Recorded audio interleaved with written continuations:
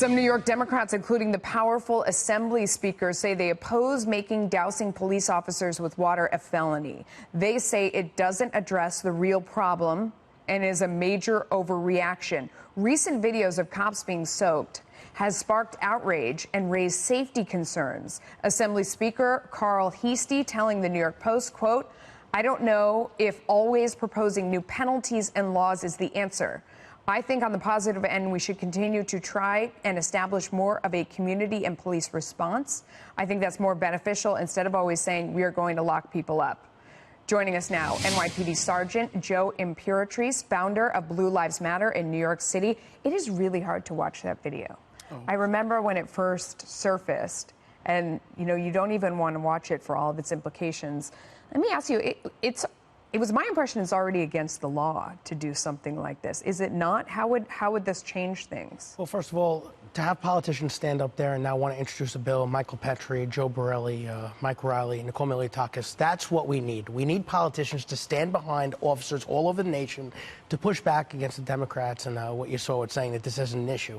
What they do is they enable the public. They're telling them, we're going to denounce it. Go out there. Police should have a thicker skin.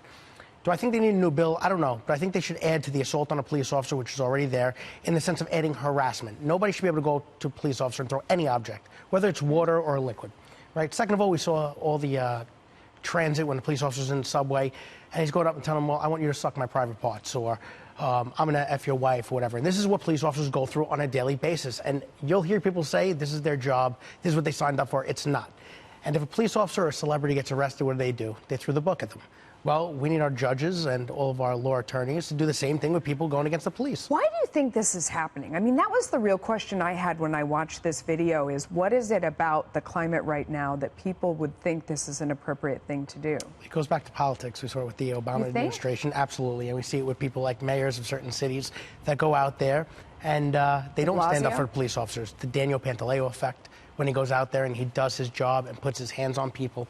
And we need to change it around, because officers should be doing their job. They should know that they're going to have support. And you know what, especially in New York City, our top cop, Commissioner O'Neill, he's incredible. He loves us. He loves what he does. And he will defend us, and I have great faith in that. And we have to know that our executives are going to do that. But we can't be afraid to go out there and do our job because some politicians are against us. Yeah.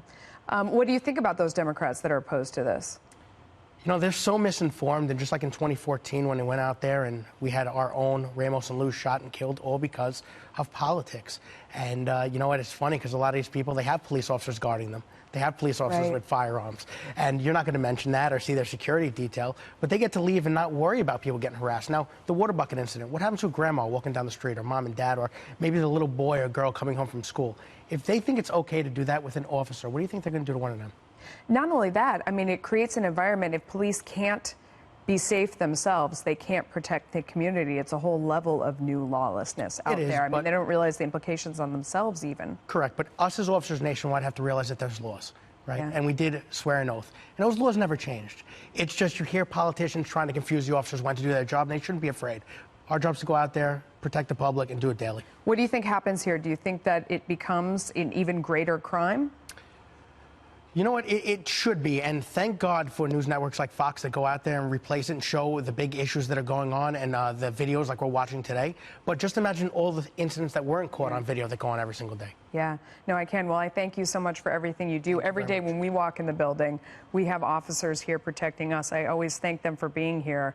It is amazing to me, those who disrespect our men in uniform, and men and women who are out there trying to keep law and order in place. That's why people come to this country, because it is safe, because there is law and order.